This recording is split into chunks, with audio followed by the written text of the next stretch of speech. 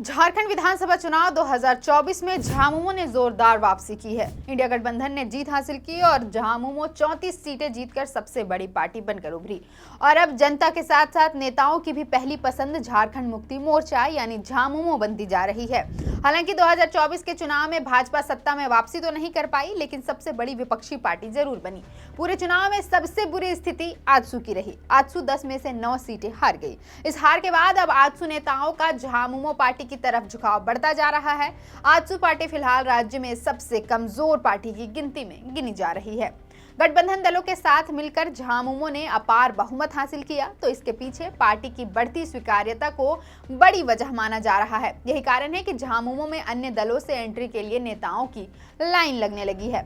Reports की माने तो सबसे अधिक खलबली आजसू पार्टी में मची है। विधानसभा चुनाव में आजसू पार्टी का निराशाजनक प्रदर्शन इसकी वजह माना जा रहा है। यही कारण है कि दल के कई नेता अपनी राजनीतिक राह अलग करने की जुगत में लग गए हैं। इसका प्रभाव भी देखने को मिल रहा है।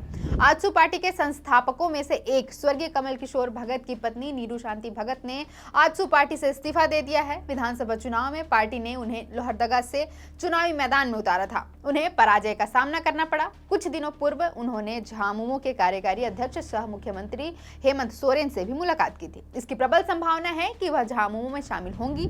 उनके साथ कुछ अन्य नेता भी पार्टी से अलग हो सकते हैं। इससे आजसू पार्टी के समक्ष नया संकट उत्पन्न हो सकता है। बता दें, विधानसभा चुनाव के दौरान भी आजसू पार्टी के वरीय नेता उमाकांत रजक दल छोड़कर झामुमो में शामिल हो गए थे।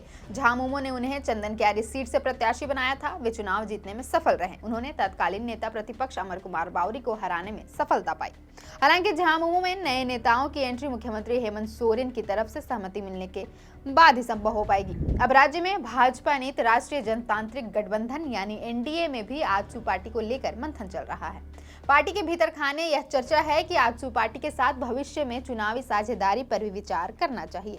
आजसू पार्टी का चुनाव के वक्त अनावश्यक दबाव भी था, लेकिन उस मुकाबले चुनाव में परिणाम नहीं आया। इसका नुकसान यह हुआ कि जिन इलाकों में आजसू पार्टी को सीटें दी गई, वहां स्थानीय संगठन की इकाई पर बुरा असर पड़ा। आजसू पार्टी की वजह से भाजपा ने अपने दल के कुर्मी नेताओं की भी अनदेखी की। इस बड़े और प्रभावी समुदाय से कोई सक्षम नेतृत्व उभर कर सामने नहीं आया। रघुवर दास की नए सिरे से भाजपा में एंट्री के बाद संभावना है कि इन बिंदुओं पर गौर करते हुए पार्टी आगे यह निर्णय करेगी कि एनडीए में आजसू पार्टी का कितना हस्तक्षेप होगा। फिलहाल के लिए नहीं। मेरा नाम है अवंतिका और आप देख रहे थे द फोर्थ पिलर।